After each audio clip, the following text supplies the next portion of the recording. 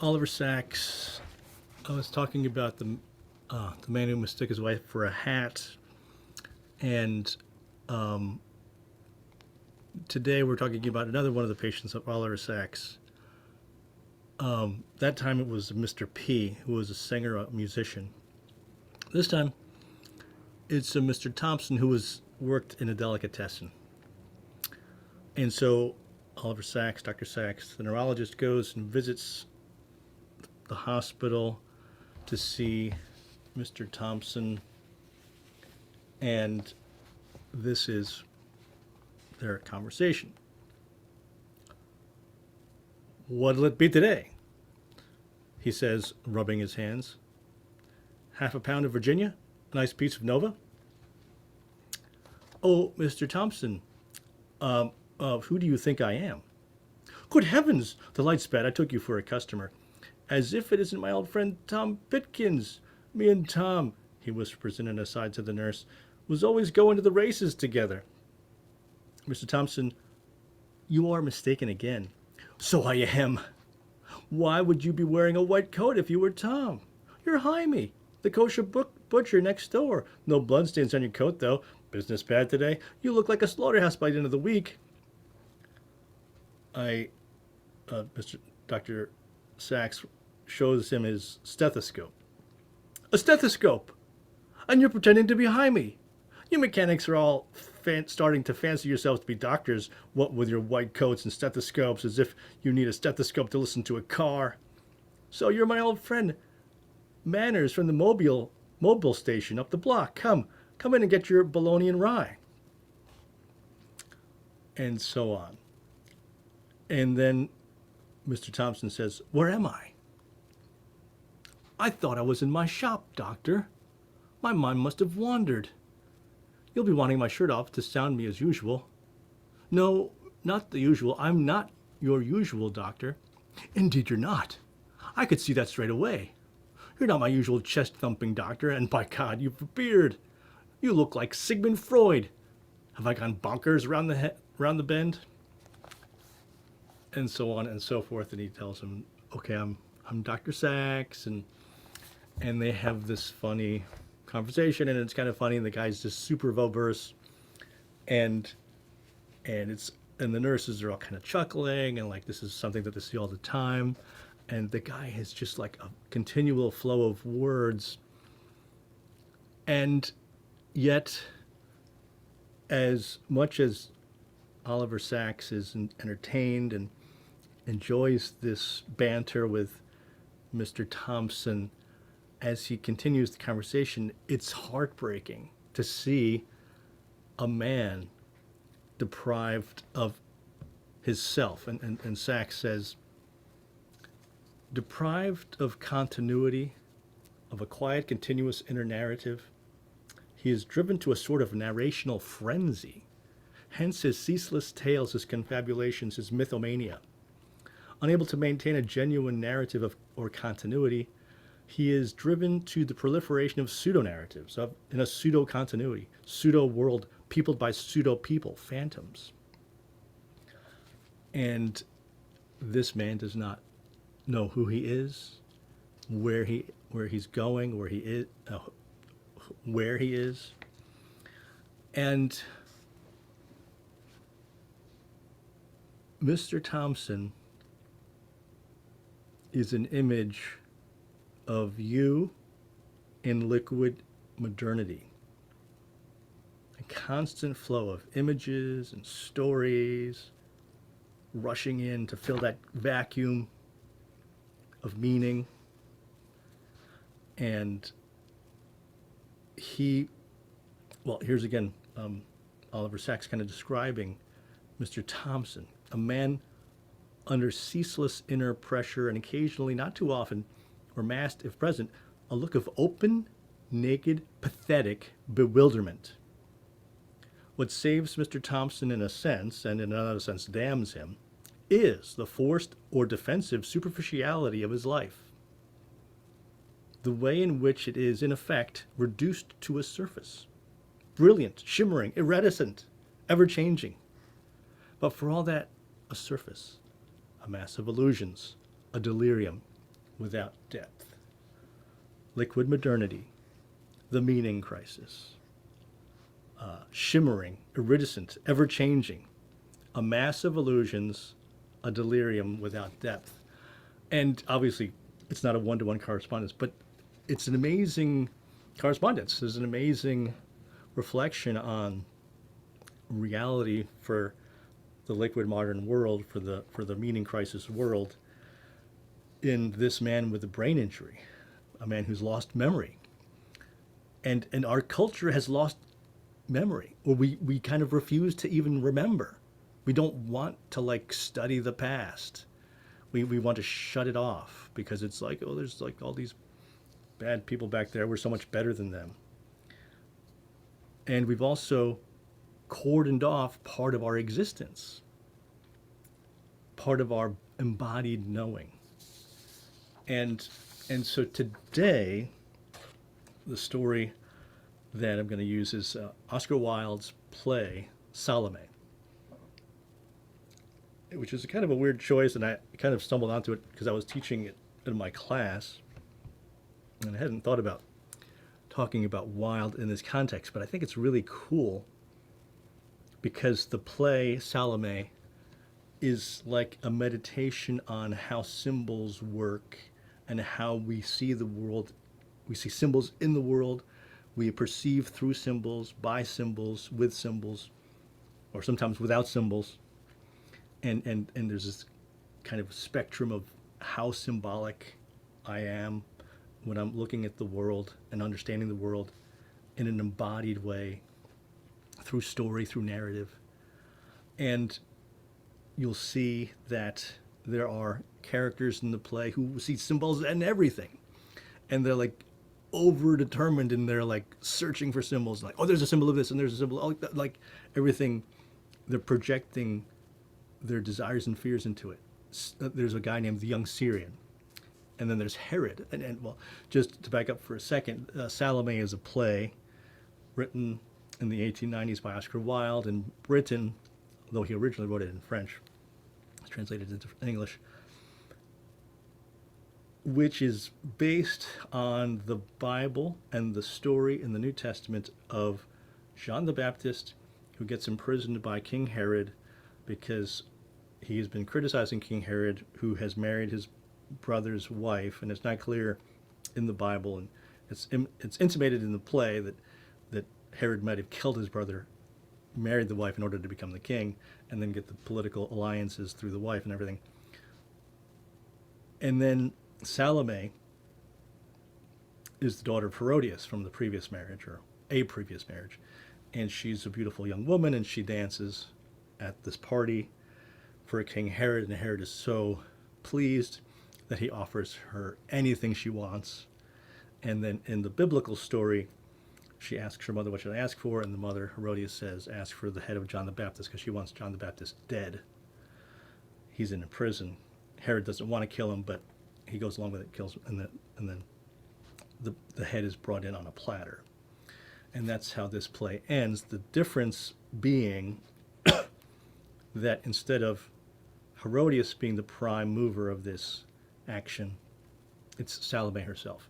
And Salome, it turns out, in Wilde's version of it, and he's basing it on previous modern versions of the story. I forget if it's Flaubert, or there's another modern version in French, in which Salome and Jochanan, or John the Baptist that is, meet and have a potential romantic relationship. And in Wilde's play, she is romantically interested in John the Baptist. It's a dark play. It was not produced in Wilde's lifetime. Anyway, a lot to be said about that. But let's get to the symbolism of it and how Herod, the Syrian, and practically everybody else in the play, and there's various Jewish figures and like followers of the Messiah. They don't talk about Jesus directly, but there's implications of him. And they are seeing symbols in the wind and in the moon and in the stars, and they're seeing the moon there's like a full moon, and one guy sees a beautiful woman dancing, and one that's the young Syrian, and what he's projecting obviously is the young woman that he's interested in, which is the Princess Salome. And one guy sees a bloody red moon because he's fearful of death, and there's going to be a death that's going to occur. And King Herod sees a naked woman running around seeking lovers, and he's obviously thinking about something like that. So these symbols that people perceive in the world, I mean, it's completely overdone. It's not supposed to be a naturalistic sort of way that people actually see the world, but it's kind of amplified and stylized so that we can kind of see beneath the unconscious or into the unconscious, the part that we don't normally see. It's really brilliant kind of Freudian, Jungian look at what's going on under the hood of our consciousness through symbols, through gestalts, through forms, through patterns. And the modern materialist, like a Mr. P, who can see a rose, but he doesn't recognize it. He sees, oh, it's a symmetrical red form with a green appendage, and he can see the parts, he can see the details, but he can't see the whole. He can't see the beauty of it until he smells it, because his vision has been the part of his brain that sees symbols and vision can't see them. And the modern liquid modern person is like Mr. P, is like Mr. Thompson. They can't see images, can't see the symbolic, can't think symbolically, can't think holistically, can't see wholes, WHOLES, and sees those interpretations as lies, as distortions, as untruths that often the powerful use to exploit the weak. Or in Nietzsche's terms, it's actually the reverse, where the weak are the ones exploiting the powerful, but we'll get to Nietzsche in a minute. And we see different views of God. There's 5 or 6 different conceptions of, is God material? Is he immaterial? Do we see him? Do we not see him? One of the Jews says, God does not show himself. Another one says, we don't even know whether or not God shows himself. And another guy says, God is in what is evil even as he is in what is good. So God's in everything, both good and evil. And one says, oh, that's a view that's coming from the Greeks. One other guy condemns that. So you have various Jews in this scene. They're not given names. They're just called like Jewish rabbis. And then one guy says, one of the Jews, God's ways are very mysterious, and there is no knowledge of anything. I know nothing. This kind of Socrates approach, like, I don't really know anything. And so in this play, there's this philosophizing, meditation on how we interpret, how do we know, how do symbols emerge into our consciousness? Are they real? Are they not real? There's a relationship between fact and meaning. And as I was saying, some of the people, like Herodias specifically, so we hear the various interpretations of the moon, for example. And she said, no, it's just the moon. It's just a big rock that's orbiting the Earth. Well, she didn't know that part, but she just knew that it was a material object.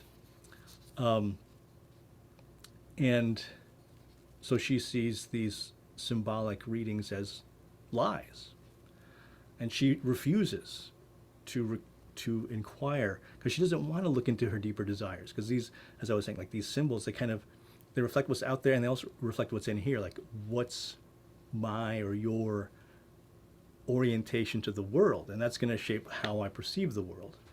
If I need food, I'm going to be like, I'm going to say like, oh, that if I'm like starving and I see like a leather shoe, I'll try to eat that leather shoe, because I just need anything that's going to go into my stomach so I don't die.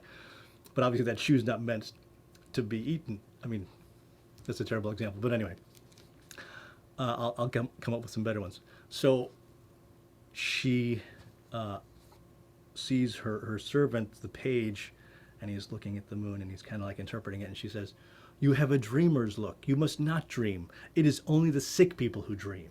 And she hits him. She doesn't want to put up with this kind of thought.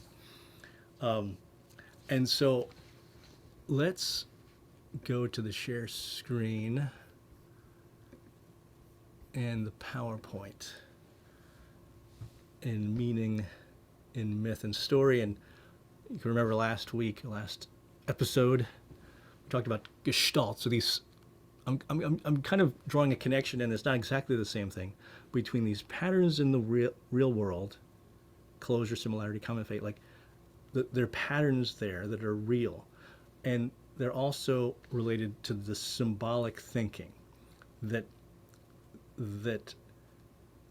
the way I'm living, the story that I'm in, is enabling me to see the world symbolically. Let me keep going. Let's look, for example, here. Here's a pattern built into the structure of material reality. It's the golden ratio. And this is like a nautilus shell, and this natural shell. You can find nautiluses in the ocean. And other creatures have a similar mathematical principle where it's the ratio of 1 to 1.618, or approximately 1.618. And the squares are in that ratio. And so here's like 1, I'm sorry, this rectangle here is 1, and this rectangle is 1.618. And then this rectangle down here is 1, and this is 1, this is 1.618. And if you just keep adding them, and by the way, they keep working. It's a self-perpetuating pattern. If you kept going, you would get the entire nautilus. I'm not going to show you a whole nautilus, but just to give you an example of how there's a pattern in the world. But let's think about this a step further in a Marxist versus Nietzschean versus Vervaekean type of symbolic thinking. And keep in mind, I'm using the word symbolic thinking. Nietzsche or Marx would not have used that term, but I think it applies, and I'll explain why. Marxist on the left side there sees, the Marxist view sees patterns in terms of what? Class warfare. So I see a scene, I see the world, and I see class warfare. I see the rich exploiting the poor. I see capitalists versus laborers. That's how I see the world. There's a sort of, because I'm a human being and I'm interested in this class warfare, and this is like the set of principles and axioms that I've got to start with, and they're also going to drive me because they're also driving my desires, my desire for justice. That's allowing me to perceive the world. And I think it's a legitimate way to see the world. I think it's partially true, but I think it's also partially distorted. That's my own personal take on it. And then you see there's the first step, the bourgeois revolution, which Marx said was in the French Revolution, where you have basically the revolution of the middle class, where they take over, and then he wants the proletarian revolution, where the proletariat, the working class, take over.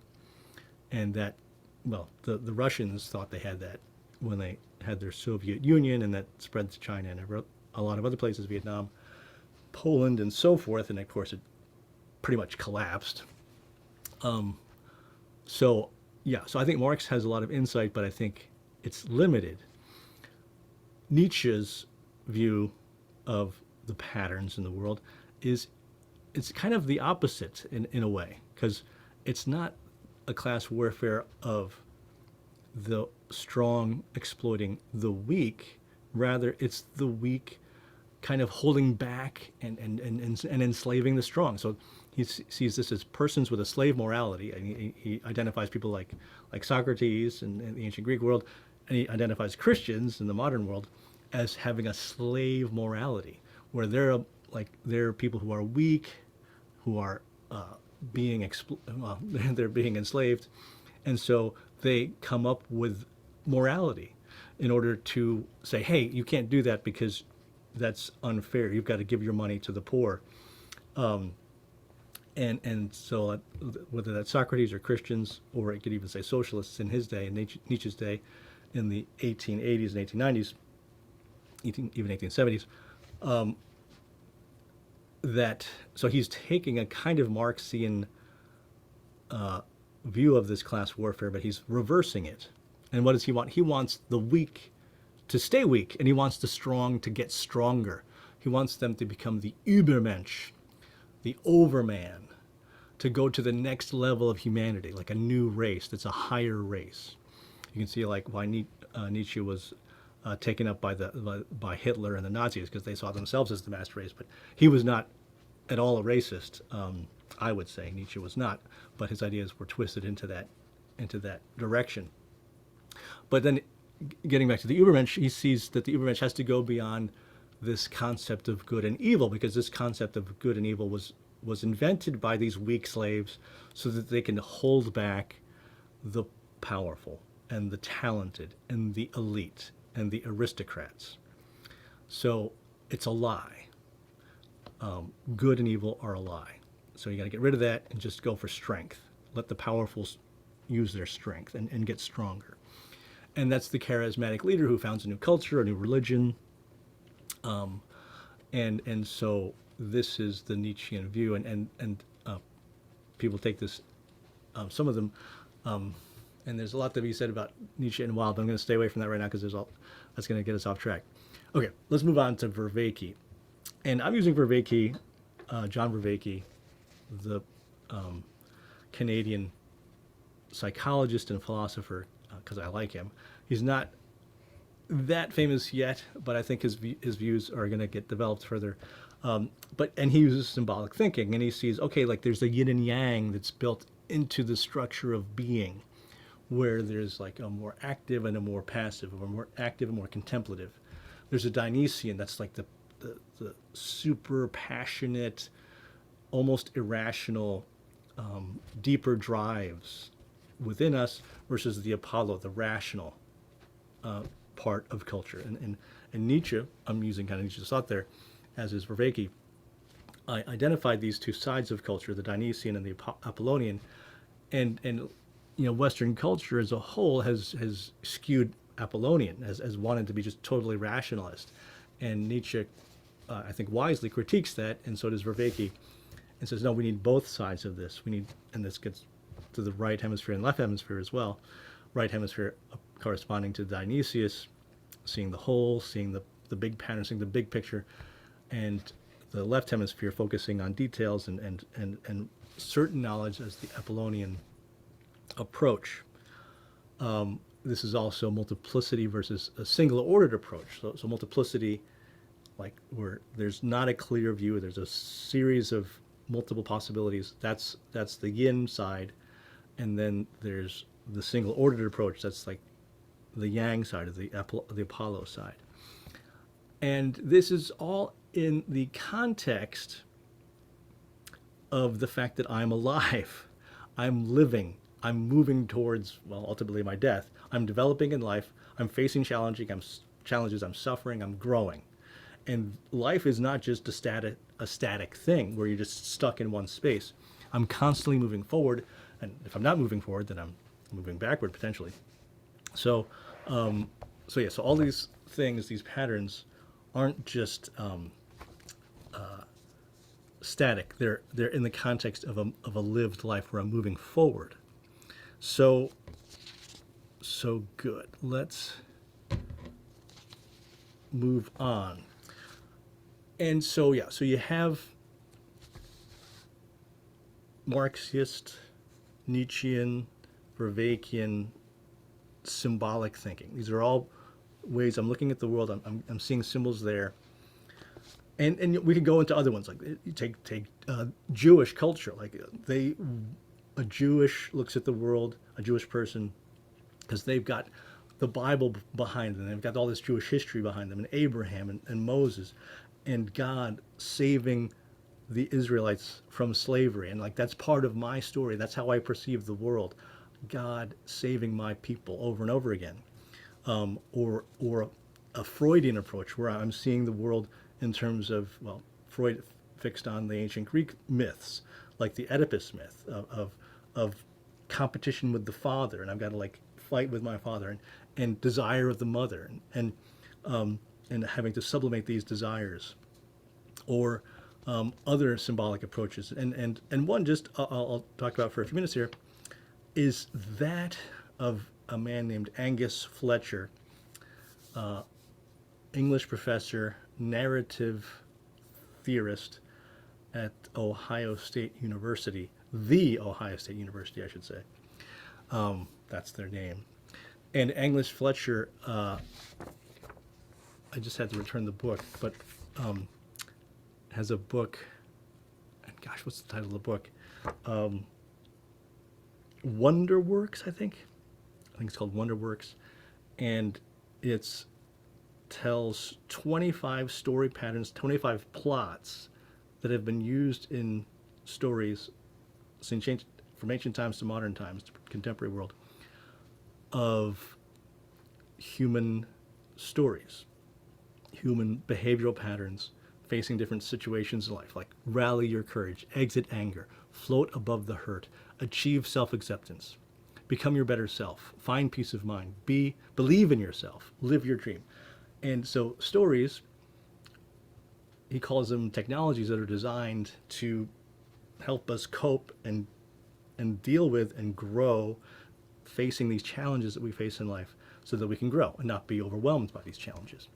And he tells how in ancient Greece, Homer would have seen soldiers called to war, scared, getting in line, marching. And what do? They start singing. They're marching. They're singing a marching song. Hi ho, it's off to work we go. I don't know, I just thought that, just like any kind of marching song that they're going to sing, except also what's going to be in these songs. It's not going to be a working song. It's going to be a warrior song, a song about a heroic warrior. And they're going to have images of soldiers and fights and swords and spears, and they're moving their bodies together, and they're singing together, and so it's this ritual of idea and song and bodily motion in unison, and like a dance, a ritual. And as they do that, they become braver, and they go into that battle more ready, more identified with this new identity, a person who was a farmer, and now he's a warrior, and he's willing to kill another guy and get killed for his people. So he's got this new identity. How? Because of that song, because of that ritualized marching song. So these stories, you don't just hear them, we enact them, we embody, we get them into our bodies. And so, again, this is all this right hemisphere part of our cognition. It's not just about ideas and thought. And just take one of them that Angus Fletcher describes, which he calls become your better self. And he gives different examples from modern and ancient history and literature. And the one he gives from modern literature is Frederick Douglass. And Frederick Douglass, you will recall, was an African-American slave in Maryland. And he was prevented from seeing his mother. He did not know who his father was. It was likely that his father was actually one of his slave owners. And he has no identity. He doesn't even know who he is. He doesn't know what his birthday is. And they did this on purpose because they didn't want him to have an identity. And he's kept from his mother. And through the course of the story, he writes the whole story after he's escaped. He writes the whole story, how he learned how to read, how he became friends with people who helped him escape. And through that whole story, now he's fighting the fight to end slavery. And at the end of the story, he says, "And I declare myself Frederick Douglass. That is who I am." He has an identity. By telling his story, he claims his identity. And he becomes his better self. He became a new self. Before he was just a kind of broken enslaved person with no agency. He learns how to read. He learns how to become an agent and actively participate in the world and change the world, and in a very hopeful way. And so, so again, let's move on to Salome. So Salome is, as I said, a kind of a dark story. You have a woman. She's 17, 18. It's not clear. She's a young woman. She's coming into her own womanhood. There's a lot of men interested in her, including her uncle slash father, Herod, King Herod. And in the play, he keeps staring at her. Her mother is upset about this, but he keeps doing it. And Herod wants her to dance for him. In the meantime, Salome has come out of the palace and she encounters John the Baptist, Jochanan. John the Baptist is in this prison. He comes out. He gets the prison guard to get him out. So she confronts John the Baptist. And she's fascinated. This is the guy who's criticizing my mother. This is the guy that my mother is afraid of. This guy's got some kind of power because my mother, who's powerful, is afraid of him. And also King Herod somehow respects this guy, and yet he's in prison and he's kind of weird. And holy. And so she's talking to John the Baptist. Jochanan is the name. And, well, here's this exchange. She's, well, actually, before I get to that, she starts to be attracted to him. Like, this is a guy that I want to know. All these other guys, they all want to know me, but this guy doesn't look at me. Why doesn't he look at me? This is interesting. And so she starts to talk to him, and she starts to find him attractive. And then she goes into this symbolic, it's not a realistic dialogue, but she gets into this symbolic dialogue, almost like a ritualistic series of statements where she's praising John the Baptist. He rejects her, and then she rejects him back. And then she praises another part of John the Baptist. It's kind of like a love poem where you're praising your lover's different attributes, like your beauty, your hair, your, like a lot of classic love poetry, like praises a woman's lips and her skin and her hair. So she's doing the same thing to him. She's going to reverse this. And she says, your voice is like music. And he's like, back. I'm not interested. And then she says, I love your body. Your body is like the snow of the mountains. It's like these white roses. And he says, oh, I'm not interested. And then she's like, oh no, your body's like the whiteness of a leper. But it's your hair. Your hair is beautiful. It's like a cluster of grapes. And he says, no, don't touch my hair. And so she says, no, your hair's ugly. It's like a crown of thorns. It's like a crown of serpents, like a Medusa. And then she says, no, but it's your mouth that I want, that it's beautiful. It's like a red pomegranate. It's like a branch of red coral. And John the Baptist is saying, I will not kiss you. And he says, art thou not afraid, daughter of Herodias? Did I not tell thee that I had heard in the palace the beating of the wings of the angel of death? And hath he not come, the angel of death? Because a man has just killed himself here. A suicide has just happened. And Salome is completely indifferent to it. She's not interested in that suicide. She's interested in John the Baptist. She says, suffer me to kiss thy mouth. He says, daughter of adultery, there is but one who can save thee. It is he of whom I spake. Go seek him. He is in a boat on the Sea of Galilee, and he talketh with his disciples. Kneel down on the shore of the sea, and call unto him by his name when he cometh to thee, and to all who call on him he cometh, bow thyself at his feet, and ask of him the remission of thy sins. She says, suffer me to kiss thy mouth. Cursed be thou, daughter of an incestuous mother, be thou accursed. I will kiss thy mouth, Jochanan. I will not look at thee. thou art accursed, Salome, thou art accursed. And he goes back into the prison. And so a couple things happen here. He rejects her. He flees. He's not wanting to look at her. She is clearly fixated like a compulsion. She cannot stop wanting to kiss this guy.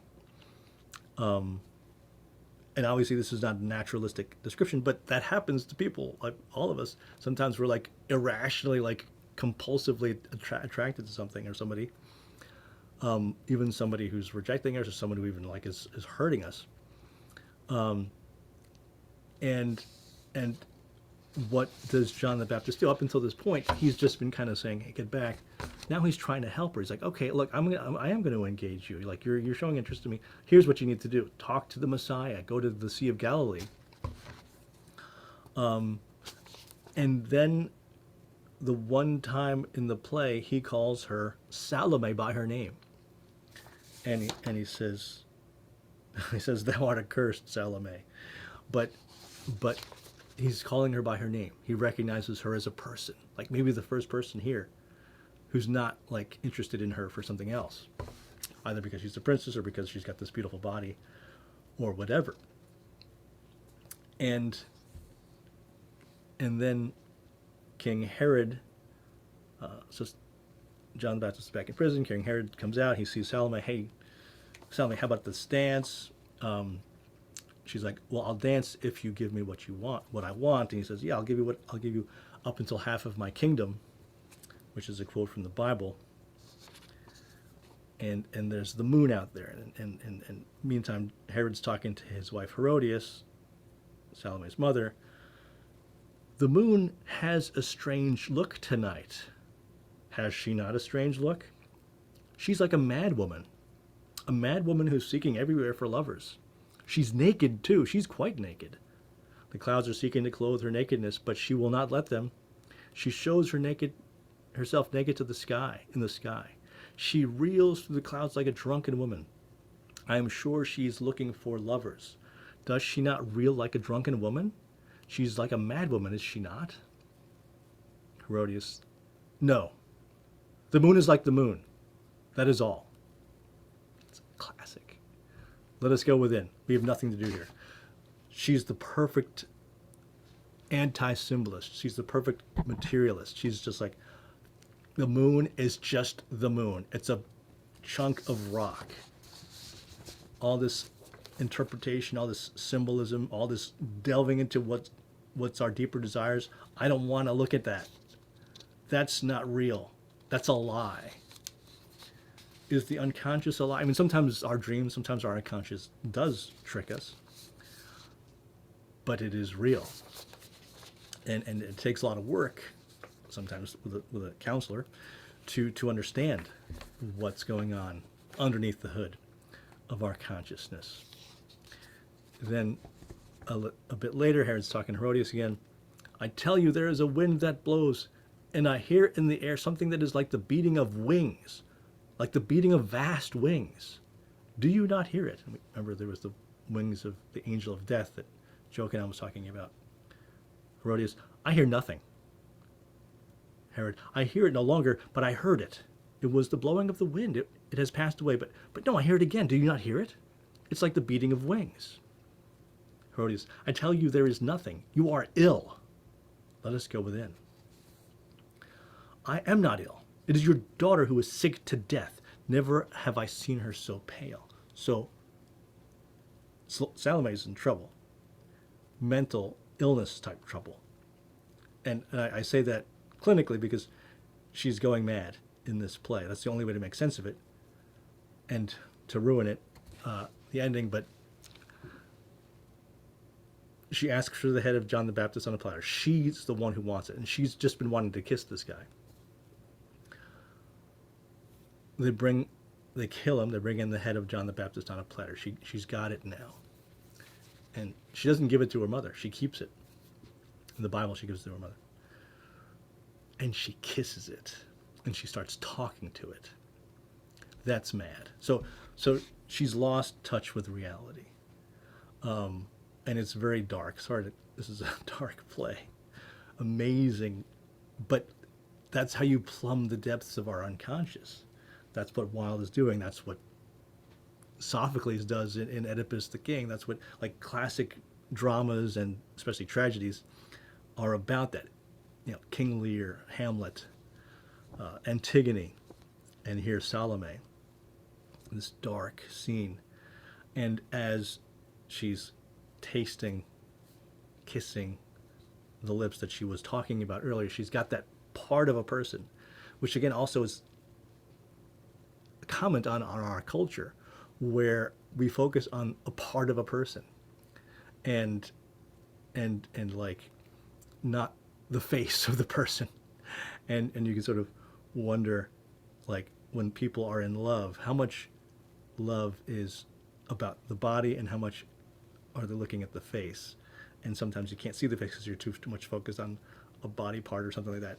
Anyway, and so this is what Wilde is thematizing in this play, as well as the insanity that has descended upon Princess Salome. And so good. And, let me take a step back here. And this is a little bit of a disjointed series of statements, but here it is. Wilde, I'm not going to connect him with Nietzsche too much, except to say they both dealt with a philosophy of power, a philosophy of human agency in the world, of being able to do things in the world. That's what defines the human being. Power. And power includes being powerful over other people. Power over others. Over the world. And that comes up in various, certainly comes up all the time in Nietzsche. The will to power is like a major theme in his work. And Wilde played with the same idea, or a similar idea, a philosophy of power, because morality, as I was commenting earlier, can be seen as a bunch of rules that the weak inflict on the strong to hold them back from exercising their power. Or that sometimes they're just seen as like Victorian rules, like they're just arbitrary rules to try and hold people back to keep them from having too many out of control desires. And so there's certain truth in that Nietzsche was right, that certain ways of thinking about morality are kind of lies, are kind of like these weaponized ways of using Victorian morality to hold back other people that you don't like. And power is real. Is it the only thing that is real? No, and Wilde would not have ascribed to that. And in another play that I'm teaching, An Ideal Husband, there's even a direct discussion of this, like the philosophy of power, and the guy, the end of the whole dialogue is that no, the philosophy of power is a weak, it's a shallow creed. It doesn't really work. It can work for a time, but there are good and evil. There is justice that is real. It's more real than power. And David Hume, Scottish philosopher of the 1700s, much earlier than this, said that reason is and ought only to be the slave of the passions. Reason is and ought only to be the slave of the passions, meaning that these desires, these passions, are really what's driving things. Not reason, not thought, not intellect. You think it is the intellect. Oh, I'm going to think this is what I really want to do. That's what I think. No, it's actually your gut and your hunger and your stomach and your loins that is giving you that drive to desire that. You think it's a rational thought. And there's a certain truth in this, but it's wrong. And in a way, this kind of this precedes what happens with Nietzsche and with Wilde. And so that's my last page. I need to end this discussion And so Wilde in this story shows us that the world manifests itself to us not just as a bunch of facts, but because I'm a living being with a direction, with my desires, I need to see the world in terms of my life and my desires. And I gave that silly example earlier. Now I can't remember what it was. But when I'm reaching out into the world, I'm thirsty, I reach a cup, and I'm going to use that as a cup. I'm not going to use it as a hat.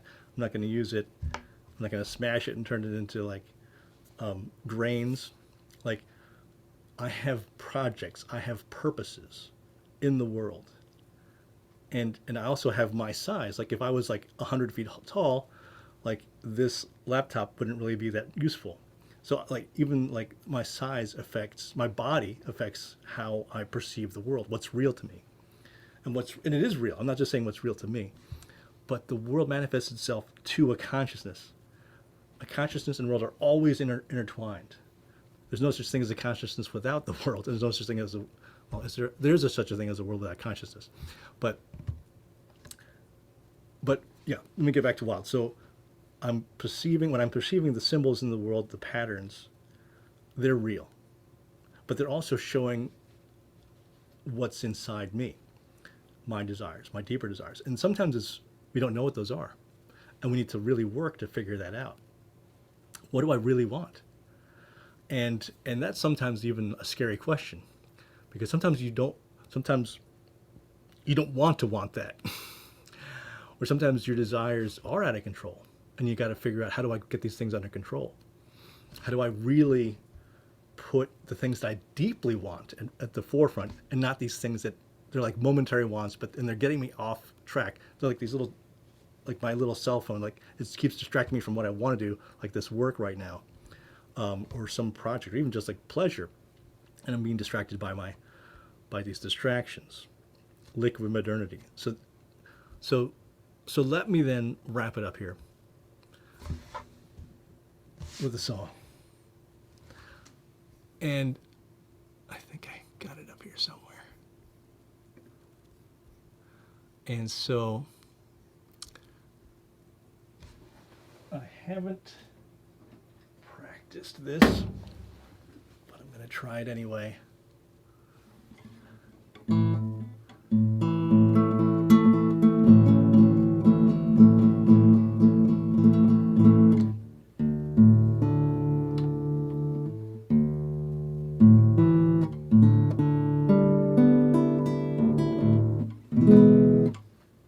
Okay, close enough. Okay, here it is.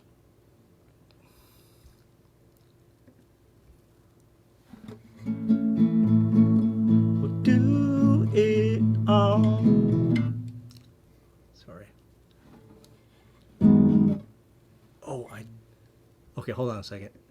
I tuned this down because I was playing another song.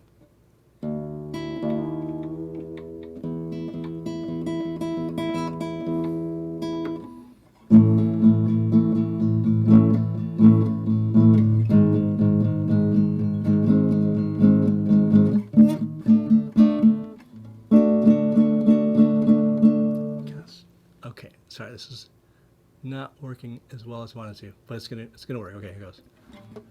We'll do it all, everything. Oh no, sorry, I'm messing this up. I'm just gonna pause this.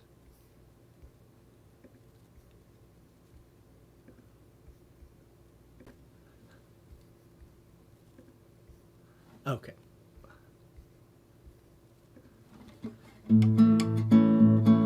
Do it all, everything on our own.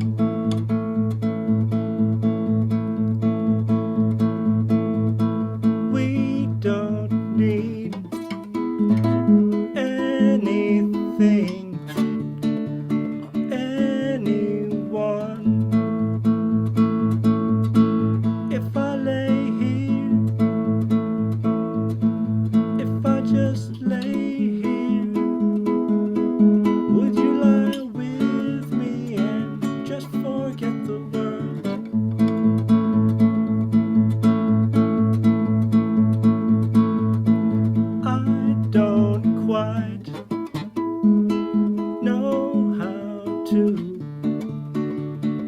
say how I feel.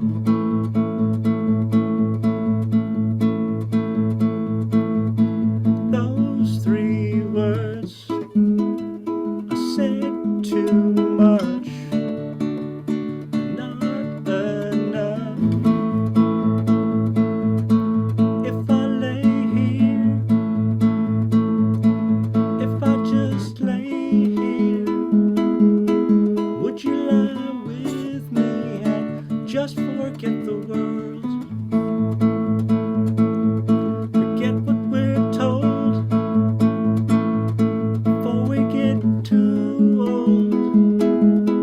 Show me a garden that's bursting into life.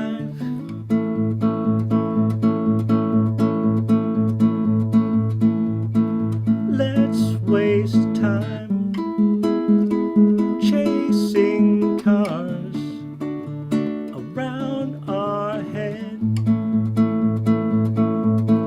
If I lay here, if I just lay here, would you lie with me and just forget the world? Forget what we're told before we get too old. Show me a garden that's bursting into life.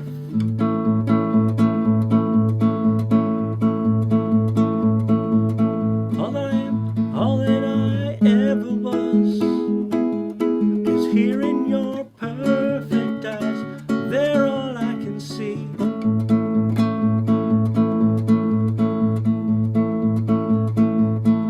I don't know where, sorry, I don't know where,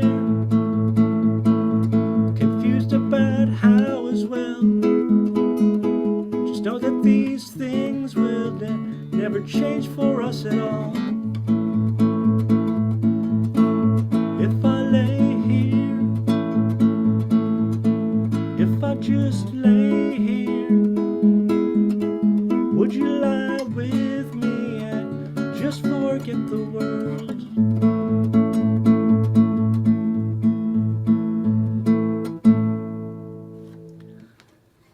So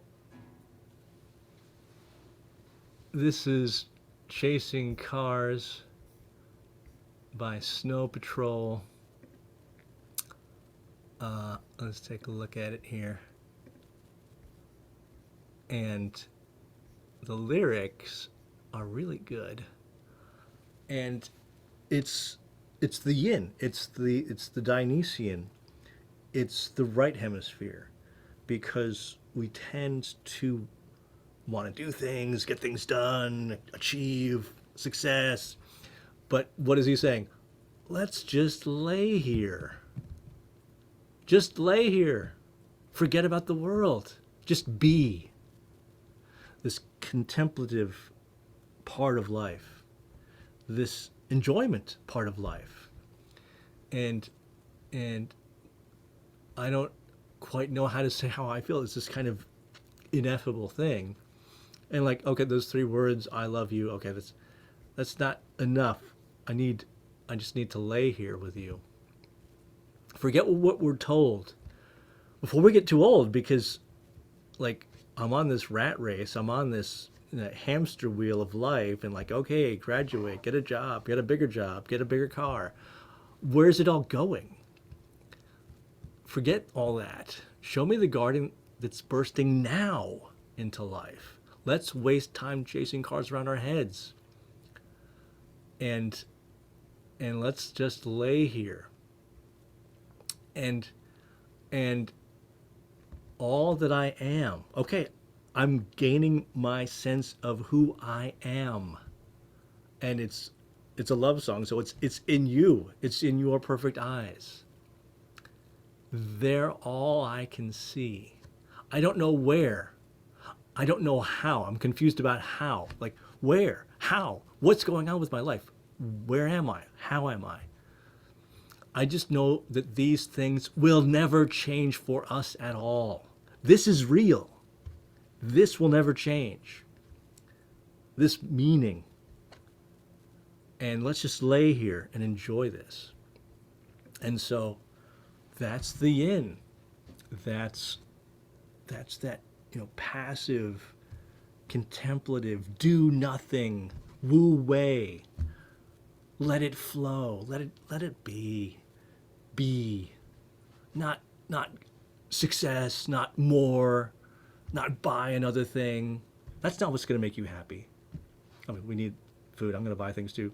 I have my cell phone, but no, we need to cultivate the right hemisphere. This contemplation, contemplate reality, read long books that take 30 hours. Think about something for 30 hours. That's contemplation. That's making you smarter. That's breaking you away from the liquid modernity. That's giving you this permanence into the deep past, into the deep future, not just what's today, although you're in the present, you're enjoying today. So that's what Wilde would say to us through his play, Salome.